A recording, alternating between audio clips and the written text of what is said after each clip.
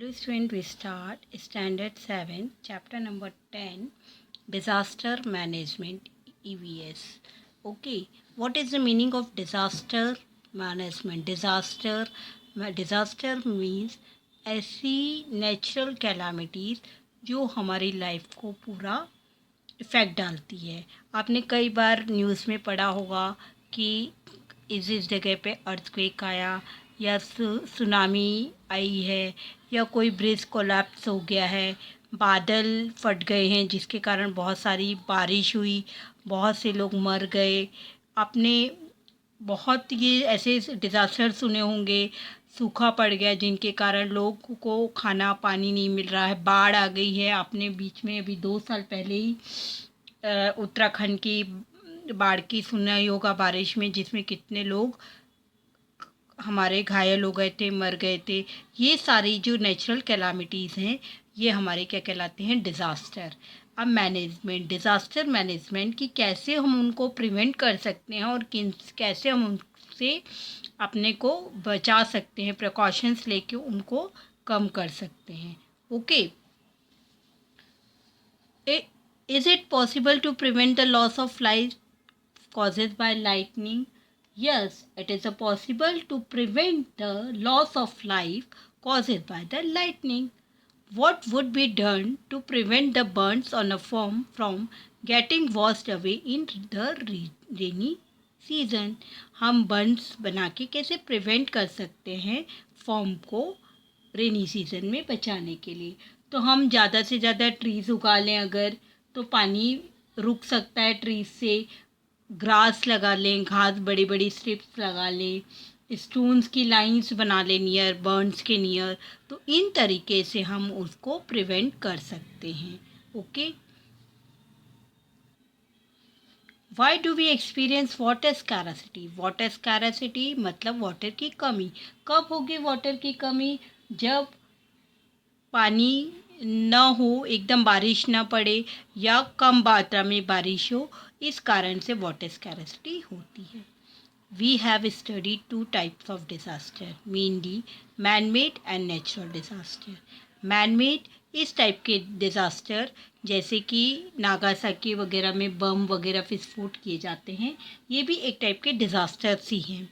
Into which category do the disaster shown in the news item above fall? आप कितने अलग अलग category के डिज़ास्टर देखते हैं। We can prevent certain disaster while it is a necessary to take precaution in the case of some other disaster. हम कुछ certain disaster, एकदम अचानक आए डिज़ास्टर से बचाव नहीं कर सकते, लेकिन कुछ प्रिकॉशंस हम ले सकते हैं जिनसे हम बच सकते हैं। Natural and man made disaster are related to each other. ये दोनों जो डिज़ास्टर हैं वो एक दूसरे से रिलेटेड हैं। नेचुरल डिज़ास्टर हैं जैसे famine, lightning strike, cloud buster storm, ये सब आप जानते हो। सूखा, पानी की, खाने की कमी। लाइटनिंग मतलब बिजली चमकना, बहुत ज़ोरों से जब लाइटिंग स्ट्राइक होती है। क्लाउड बस्टर बादल का फटना जिससे बहुत तेज़ बारिश होती है। स्टॉर्म्स आना, तूफान, हवा का तेज चलना, ये सब स्टॉर्म्स कहलाते हैं। Etcetera occur due to change in the weather, एकदम से वेदर का चेंज हो जाना, मौसम का चेंज हो जाना। There is a possibility of damage to property in such natural calamity. और इन सब चीज़ों से एकदम जो सडनली ये सब चीज़ें होती हैं तो नेचुरली हमारी जो प्रॉपर्टी है, हमारी जो प्रॉपर्टीज़ है वो डैमेज होती हैं नेचुरल कैलामिटीज़ की वजह से। व्हाट इज़, आपने कई बार टीवी न्यूज़ चैनल में देखा है, एकदम बारिश तेज़ आती है, बाढ़ आ जाती है तो लोगों की कारें तक चली जाती हैं, लोगों के घर गिर जाते हैं। ये सब अभी कुछ समय पहले असम में बाढ़ आई थी तो आपने देखा था कितने लोगों के घर उजड़ गए थे, कितने लोगों की जो प्रॉपर्टीज़ रहती हैं वो पूरी डैमेज हो जाती है, घर के घर पूरे बह जाते हैं, उनका सामान पूरा, घर की जो ज़रूरत की चीज़ें रहती, नेसेसरी थिंग्स रहती हैं, वो भी पानी के बहाव में बह जाती हैं। तो किस तरह से ये जो नेचुरल कैलामिटी हमारी प्रॉपर्टी को डैमेज करती हैं? Who is the health responsible for that? कौन है इसका responsible? What can we do with this losses? क्या हम इन लॉसेस से बच सकते हैं? रिस्पॉन्सिबल कुछ चीज़ों में हम भी होते हैं, जो हम पॉल्यूशन वगैरह करते हैं, पेड़ों को काट देते हैं, इनकी वजह से ये सब चीज़ें ज़्यादा होती हैं। Famine that means scarcity of water and food. ये कंडीशन कब आती है? ये कंडीशन जब एकदम बारिश नहीं हुई है, अकाल पड़ गया है, वो एरिया एकदम ड्राई डैमेज हो जाता है, जिसके कारण वहाँ पे लोगों को फूड ग्रोइंग होना बंद हो जाता है, तो पानी और फूड की कमी हो जाती है। सेकेंड थिंग है, अगर बाढ़ आ गई है तो बाढ़ में लोगों को घर ही नहीं रहता, तो उनको खाने की और पानी दोनों की कमी हो जाती है। इलेक्ट्रिक सप्लाई बंद हो जाती है, वाटर सप्लाई का सब रुक जाता है, क्योंकि इलेक्ट्रिक सप्लाई से भी वाटर सप्लाइंग रहती है। ये सब चीज़ों की वजह से फैमाइन आता है और हमारे को खाने और पीने की कमी हो जाती है। The condition that arise due to long term and severe scarcity of a food grain and water is called famine. बहुत समय तक, लॉन्ग टर्म तक पानी की बहुत ज़्यादा कमी और खाने की बहुत ज़्यादा कमी, ये क्या कहलाता है? हमारा famine. Famine can be very severe. Famine बहुत ज़्यादा सीवियर कंडीशन है, मतलब बहुत ख़तरनाक कंडीशन है। All through the main causes of famine is natural phenomena. और ये जो कॉजेज़ है, फैमाइन का जो रीज़न है, वो नेचुरल फिनोमिना है। इसको हम या आप चेंज नहीं कर सकते। Yet a famine condition is created by some human activity beside natural events. ये famine condition कुछ human activities के कारण क्रिएट होती हैं और कुछ natural events से होती हैं। क्या होगा? What would happen if no food were grown during one full year? क्या होगा अगर पूरे साल अनाज पैदा नहीं होगा? आप खुद ही सोचिए, आपके पास घर में अनाज है, अभी अपने लॉकडाउन था कुछ समय पहले कोरोना के कारण, आपके घर में जितना अनाज था अपने ख़त्म हो गया। उसके बाद आपको मार्केट भी जाने नहीं मिला, शॉप्स बंद थी। इन केस ऐसा हुआ तो नहीं, बट हो सकता था, कर्फ्यू लग जाता था, तो आपको कैसे खाने की कमी जो आपका घर में था वो आपने ख़त्म कर लिया 2 मंथ में। थर्ड मंथ आप क्या करेंगे? ये कंडीशन आएगी जब अगर पूरे साल हमारा अनाज पैदा नहीं होगा। सेम कंडीशन जैसे हमारे घरों में स्मॉल स्केल में होती है, ये लार्ज स्केल में होती है। Okay. Causes of famine: drought, सूखा, heavy rains and flood. Heavy rains मतलब बहुत तेज बारिश और बाढ़। क्रॉप्स गेटिंग वॉश्ड अवे और a damage in the flood. Crops, अनाज कैसे पानी में बह जाता है, डैमेज हो जाता है फ्लड में। एनवायरमेंटल चेंजेस, जैसे एकदम टेम्परेचर चेंज हो जाना, स्टॉर्म, बहुत तेज़ हवाएं चलना, कोल्ड वेव्स और फॉग्स। कोल्ड वेव्स, ठंडी हवाएं और fog. Damage of crops by animal like mice and rat. आपको पता है कि हमारे अनाज को एनिमल्स भी डैमेज करते हैं, जैसे माइस and rat. Attack of paste, कई बार अभी थोड़े दिन पहले हमारे एक अजीब टाइप की इल्लियाँ आ गई थी एनवायरनमेंट में, जो हमारी फसलों को नुकसान पहुंचा रही थी। लुक्टास और diseases of crops. A natural calamity like earthquake etcetera. ये सब चीज़ें हमारे जो फैमाइन का कारण है, draft, rain, flood, environmental changes, temperature, damage of crop like mice and rot, attack of paste, lookout और डिसीज़, कोई डिसीज़ हो जाती है क्रॉप्स में भी, नेचुरल कैलामिटी, ये सब चीज़ें हमारे रीज़न है फेमाइन के। Are some of this causes of famine.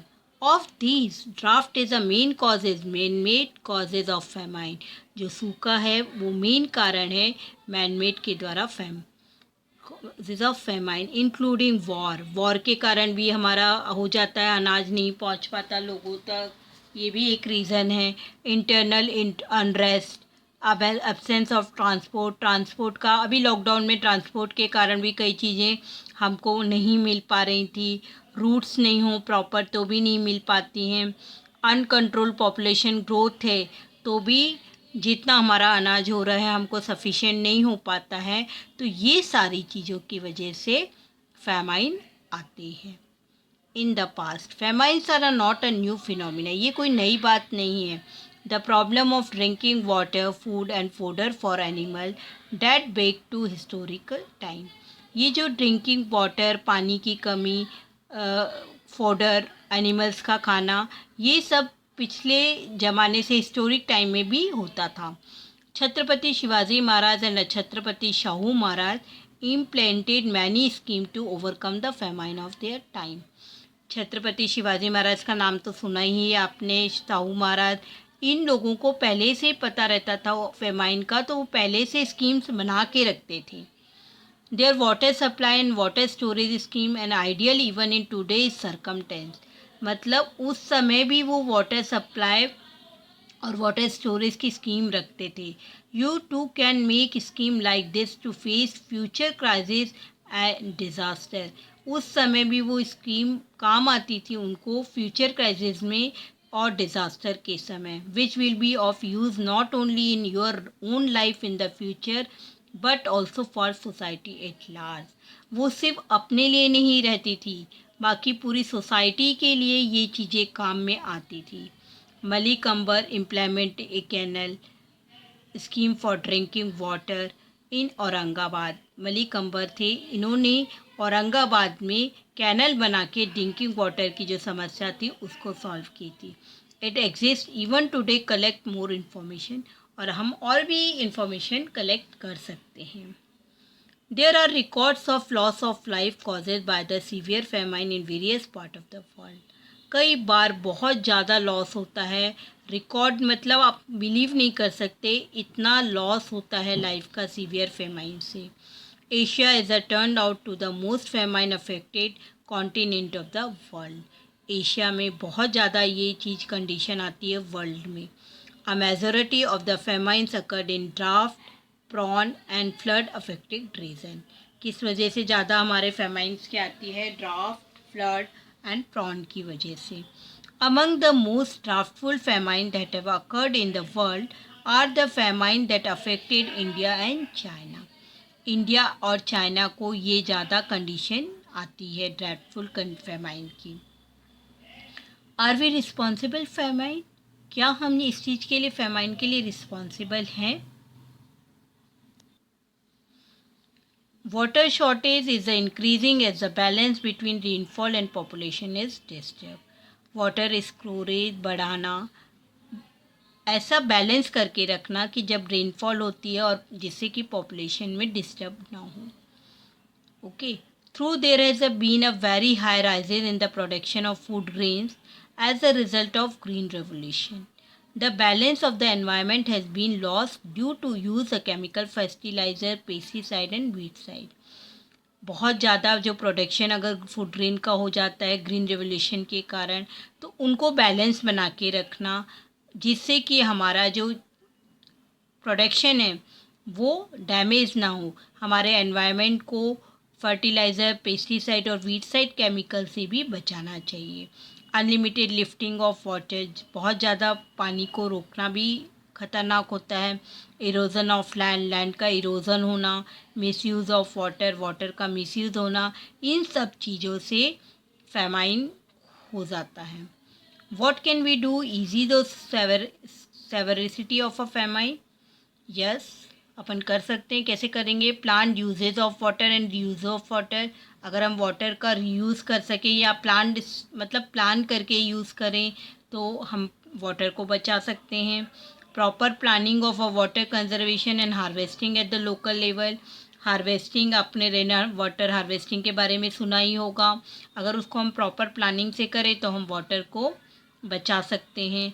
Large scale में plantation of tree and prevention of deforestation.